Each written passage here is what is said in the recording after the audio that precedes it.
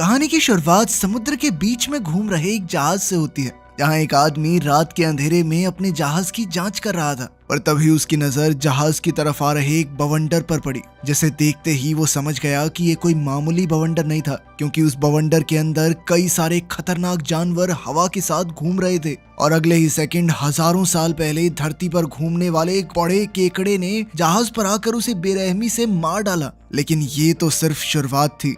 इसके बाद हम इस हादसे से 10 घंटे पहले का समय देखते हैं, जब मैट नाम के एक साइंटिस्ट ने अखबार में इस बवंडर के बारे में पढ़ा, जिसकी शुरुआत खतरनाक बर्म्यूडा ट्रायंगल से हुई थी। पर यह कोई मामूली बवंडर नहीं था, क्योंकि ये अपने साथ समुद्र में मौजूद कई खतरनाक जानवरों को लेकर घूम रहा था। टीवी और अखबार में ये खबर पढ़ते ही मैट ने तुरंत फीमू नाम की एक कंपनी के मालिक ट्रेविस को फोन किया, जो खास तौर पर इस तरह की इमरजेंसी सिचुएशंस में ही काम करती थी। उधर एक रेस्टोरेंट में पैमेला, टीना और पेपर नाम की 3 FBI एजेंट्स अपने अगले मिशन की तैयारी कर रही थी, जहां उन्हें क्लाइव नाम के एक खूंखार अपराधी को अपने जाल में फंसाकर अरेस्ट करना था। लेकिन पेपर और टीना के वहां से निकलते ही पूरे शहर में कुछ अजीब से झटके महसूस हुए। उधर मैट ट्रेविस के साथ मिलिट्री डिपार्टमेंट में जनरल विल्सन से मिलने के लिए पहुंचा, जहां मैट ने अपनी रिसर्च दिखाते हुए विल्सन को बताया कि ये बवंडर किसी भी मामूली बवंडर से 4 गुना ज्यादा तेज घूम रहा है, जो कि खुद में ही बहुत ज्यादा खतरनाक था। पर इसके साथ ही जिस जगह से इसकी शुरुआत हुई है, वहाँ सालों पुराने जानवरों के अवशेष दबे हुए थे, जो अगर इसकी चपेट में आ गए तो हो सकता है कि दोबारा से जिंदा हो जाएं। और मैट के मुताबिक अगर ऐसा हुआ तो इन खतरनाक जानवरों को रोकना बहुत मुश्किल होने वाला है। पर इतना कुछ बताने के बाद भी जनरल विल्सन को मैट की बातों पर जरा भी भरोसा नहीं हुआ, और उन्होंने मैट और ट्रेविस को धक्के मारकर अपने ऑफिस से बाहर निकाल दिया। पर इस शर्मिंदगी के बावजूद भी ट्रेविस को मैट की बात पर भरोसा था, और इसीलिए उसने मैट से वादा किया कि वो एक बार तो उसकी सरकार से बात जरूर करवाएगा, ताकि वो लोग अपने शहर को बचा सकें। उधर अपने प्लान के मुताबिक पैमेला उसी शाम होटल में क्लाइव से मिली, जिसने पैमेला को बिना जाने ही उसके साथ रात बिताने का ऑफर दे दिया। पर जैसे ही उनकी ये रोमांटिक डेट शुरू हुई, तभी पैमेला ने अपने साथियों को बुलाकर क्लाइव को दबोच लिया, जिसके बाद उन्होंने क्लाइव को अपना असली परिचय देते हुए उसे जेल जाने की तैयारी करने को कहा। और अब जब क्लाइव उनके हाथ लग गया था, तो पैमेला ने अपनी एजेंसी को फोन करके इस बारे में इन्फॉर्म किया, और साथ ही क्लाइव को ले जाने के लिए पुलिस फोर्स भेजने को कहा। लेकिन ठीक उसी वक्त एक बार फिर पूरे शहर में झटके महसूस हुए, और अब तक ये बात साफ हो गई थी कि ये झटके उस बवंडर की वजह से ही आ रहे थे। इसी वजह से FBI ने उन्हें बताया कि इस वक्त फोर्सेस भेजना नामुमकिन है, क्योंकि शहर की सभी सड़कें पानी से भर चुकी थी और बवंडर के बीच प्लेन्स भी नहीं उड़ाए जा सकते। इस खबर के बाद उन तीनों के पास क्लाइव को रात भर उसी होटल में रखने के अलावा दूसरा कोई चारा नहीं था। इसी दौरान कैरन नाम की एक न्यूज रिपोर्टर, जो लगातार बवंडर को कवर कर रही थी, उसने समुद्र के किनारे पर जाकर उस बवंडर को अपने दर्शकों को दिखाने का फैसला किया। कैमरामैन ने उसे कई बार चेतावनी दी कि ये खतरे से खाली नहीं होगा, पर जल्द ही कैरन ने देखा कि इस बवंडर में कई खतरनाक जानवर मौजूद थे, और इससे पहले कि वो लोग वहां से निकल पाते, तभी एक बहुत बड़ी शार्क ने कैरन पर हमला कर दिया, जिसके बाद वहां मौजूद सभी लोग अपनी जान बचाने के लिए तेजी से भागने लग गए। पर थोड़ी देर बाद उस बवंडर ने शहर में घुसकर चारों तरफ तबाही मचानी शुरू कर दी। उधर मैट ट्रेविस के साथ पेंटागन जा ही रहा था कि तभी रास्ते में मैट ने बताया कि उसके पास इस बवंडर को तबाह करने का एक तरीका है, जिससे वो लोग कई जानें बचा सकते हैं। और अब तक ट्रेविस का इरादा पूरी तरह से बदल चुका था, और अब वो इस बवंडर को खत्म करने की बजाय इससे होने वाली तबाही के जरिए पैसे कमाना चाहता था। और अपने इस प्लान को कामयाब करने के लिए उसने मैट का सारा डेटा चुरा लिया, ताकि वो पेंटागन में कुछ दिखा ही ना पाए। और उसका ये प्लान सुनकर मैट ने उससे काफी मिन्नतें की, लेकिन ट्रेविस उसे रोड पर अकेला छोड़कर वहां से निकल गया। इधर चारों तरफ इसी बवंडर की बातें चल रही थी, और अब इसे मॉन्स्टराडो का नाम दे दिया गया था। उधर होटल के मेन गार्ड ग्रेडी ने सभी गेस्ट को होटल के अंदर ही रहने को कहा, क्योंकि बाहर चारों तरफ खतरनाक समुद्री जानवर घूम रहे थे। पर उसकी इस चेतावनी के बावजूद भी कई सारे लोग जबरदस्ती होटल से बाहर निकल गए, और इन लोगों को देखकर अब पैमेला और उसके साथी भी अपने अपराधी को लेकर वहां से निकलना चाहते थे। पर ग्रेडी ने उन्हें किसी तरह से रोक लिया, जिसके बाद पेपर ने एक एक्स्ट्रा कमरे की मांग की, ताकि वो लोग क्लाइव को वहां कैद कर सकें।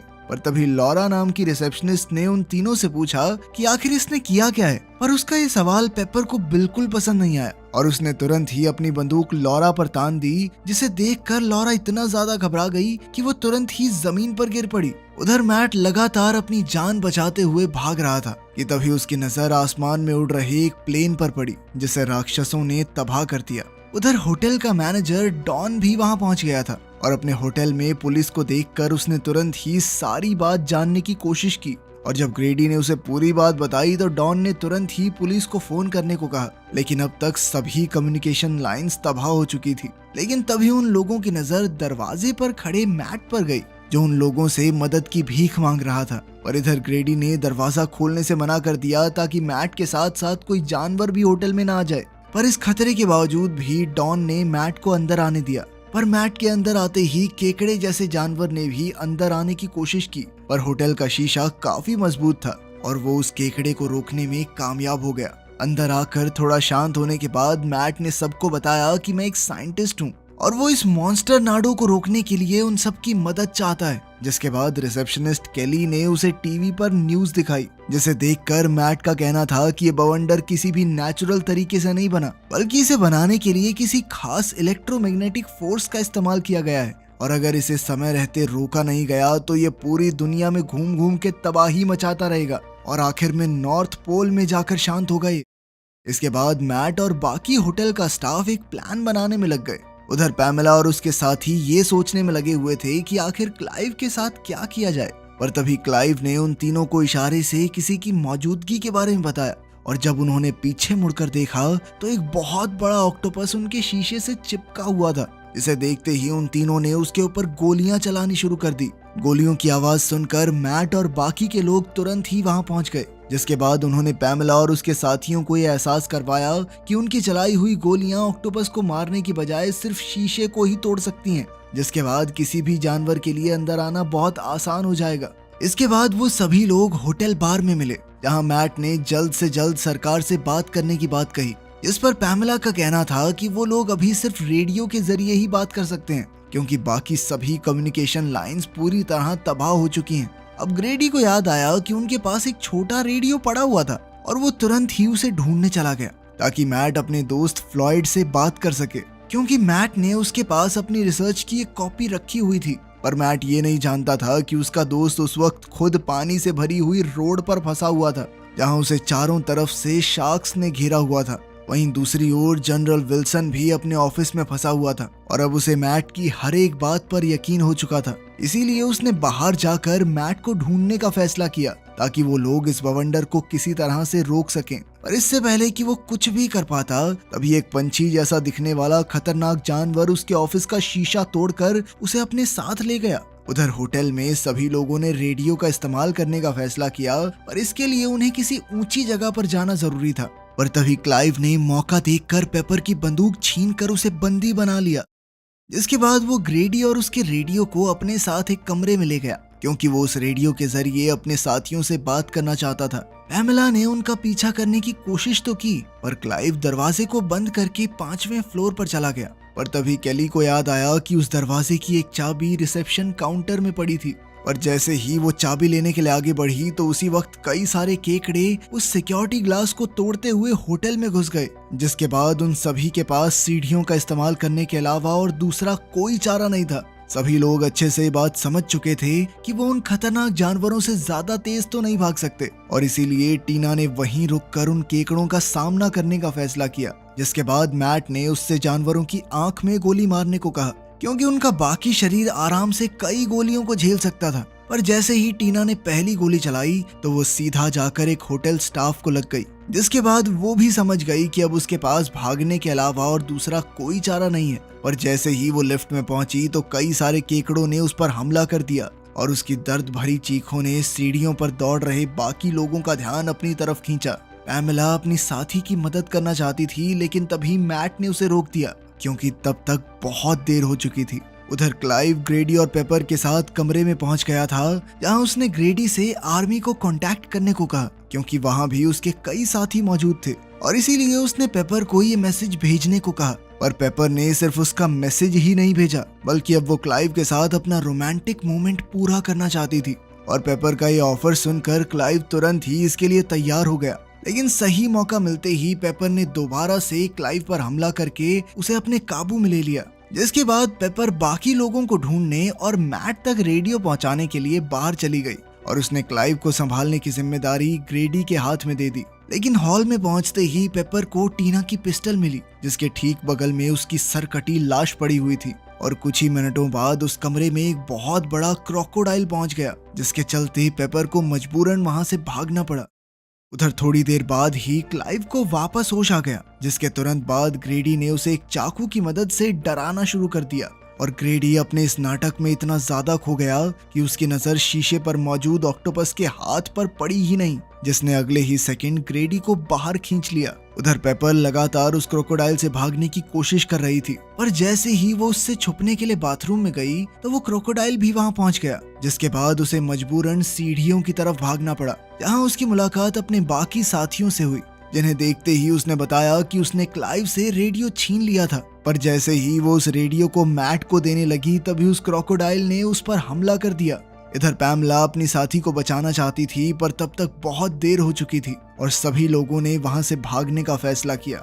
रेडियो मिलने के बाद मैट ने अपने दोस्त फ्लॉयड से बात करने की कोशिश की, लेकिन उन्हें अभी भी इस होटल से बाहर निकलने का रास्ता ढूंढना था, जिस पर डॉन ने उन्हें बताया कि इस होटल के नीचे कई सारी सुरंगें मौजूद हैं, जिनका इस्तेमाल सिविल वॉर के दौरान किया जाता था। और खुशकिस्मती से उसके हाथ पर इन सुरंगों का मैप बना हुआ था।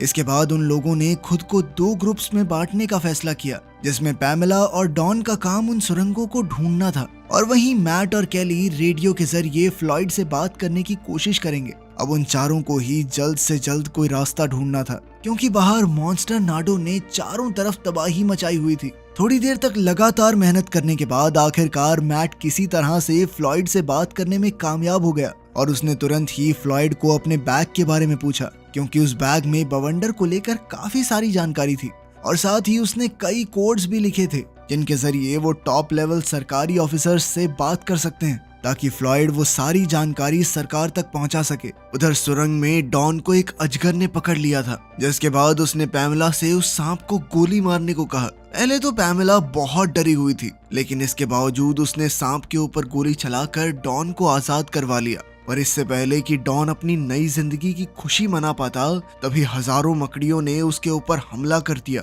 जिसके बाद सिर्फ उसका एक हाथ ही बचा था, जिस पर सुरंग के मैप का टैटू बना हुआ था। ये देखकर पैमेला बहुत ज्यादा डर गई थी, और अब उसके पास वहां से निकलकर मैट और केली के पास जाने के अलावा कोई दूसरा चारा नहीं था। उधर मैट और केली भी एक सुरंग में घुस चुके थे, जहां उनका सामना कई सारी शार्क से भरे हुए एक रास्ते से हुआ। थोड़ी देर बाद पैमेला ने आखिरकार उन्हें ढूंढ निकाला और फिर डॉन के साथ हुए हादसे के बारे में बताया, जिसके बाद उन तीनों ने एक साथ वहां से निकलने का फैसला किया। और ठीक उसी वक्त एक बहुत बड़ी शार्क ने उन पर हमला करने की कोशिश की। इस हमले की वजह से पैमेला के पैर में काफी चोट आ गई, जिसके बाद मैट और केली ने उसकी मदद करने की कोशिश की, पर पैमेला ने उन्हें वहां से भागने को कहा और साथ ही सुरंग से निकलने के बाद मिलने का वादा किया। पर उन दोनों के वहां से निकलते ही उस शार्क ने एक बार फिर से पैमेला पर हमला करने की कोशिश की, पर इस बार उसके सामने एक क्रोकोडाइल आ गया, जिसके चलते उसने पैमेला को जिंदा छोड़ दिया। उधर मैट और केली एक सुरंग के आखिर में पहुंच गए थे, जहां से मैट ने एक बार दोबारा से फ्लॉयड से बात करने की कोशिश की, जिसने उसे ये खुशखबरी दी कि उसने सारी जानकारी सरकार तक पहुंचा दी है और जल्द ही आर्मी उन सभी को बचाने के लिए आएगी।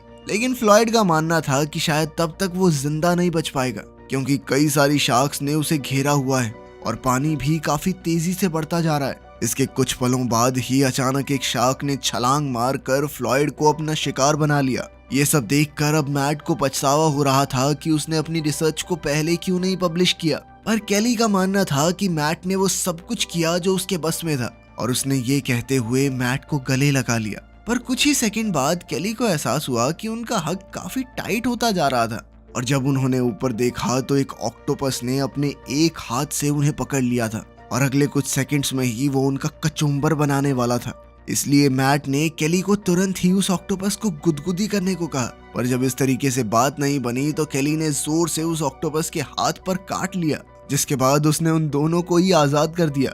लेकिन फिर अगले ही सेकंड उस ऑक्टोपस ने दोबारा से केली को पकड़ लिया। मैट ने अपनी साथी को पकड़ने की बहुत कोशिश की, पर उस ऑक्टोपस ने एक ही झटके में केली को बाहर खींच लिया। कई घंटों के अंधेरे के बाद आखिरकार सूरज उग गया था, लेकिन मॉन्स्टर नेडो अभी भी चारों तरफ तबाही मचा रहा था। और इसी के चलते पूरे शहर में अलग अलग खूंखार जानवर घूम रहे थे।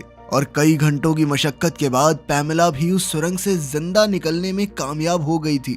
बाहर निकलते ही उसकी मुलाकात मैट से हुई, जो अभी भी केली की मौत के सदमे से बाहर नहीं निकल पाया था। और अब उसे ये भी लग रहा था कि उसकी रिसर्च भी ऐसे खतरनाक हादसे को नहीं रोक पाएगी। सच पूछो तो अब उनके पास भागने के लिए कोई जगह भी नहीं बची थी। इसके बाद वो दोनों आपस में बात करने लग गए, जिस दौरान मैट ने बताया कि उसने हमेशा ही अपना सारा ध्यान और समय साइंस को ही दिया था, जिसके चलते वो कभी अपना एक परिवार नहीं बना पाया। पैमेला का हाल भी कुछ ऐसा ही था। एक FBI एजेंट होने की वजह से वो अक्सर अपने काम में ही बिजी रहती थी। अभी पैमेला अपनी बात पूरी कर ही रही थी कि तभी एक गोली सीधा आकर मैट के सर में लगी। और ये गोली किसी और ने नहीं बल्कि क्लाइव ने चलाई थी, जो किसी तरह से जिंदा बचकर निकलने में कामयाब हो गया था।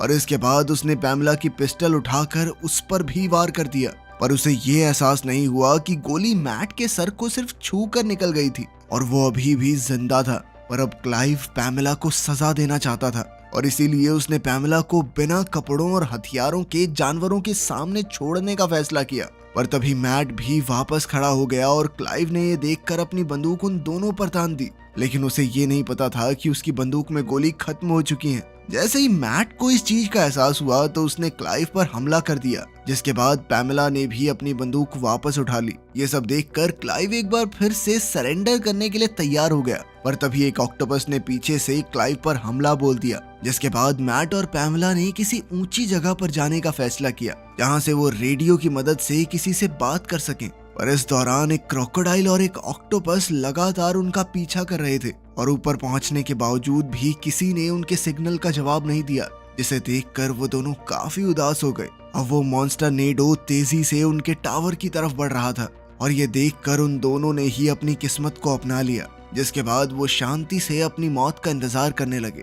लेकिन तभी अचानक उन्होंने देखा कि एयरफोर्स के फाइटर जेट्स ने एक एक करके उन जानवरों को मारना शुरू कर दिया, जिन्हें देखकर वो दोनों ही बहुत ज्यादा खुश थे और अब जल्द ही शायद उन दोनों को भी बचा लिया जाएगा। वीडियो पसंद आई तो लाइक कर देना, चैनल को सब्सक्राइब कर लेना। मिलते हैं अगली वीडियो में।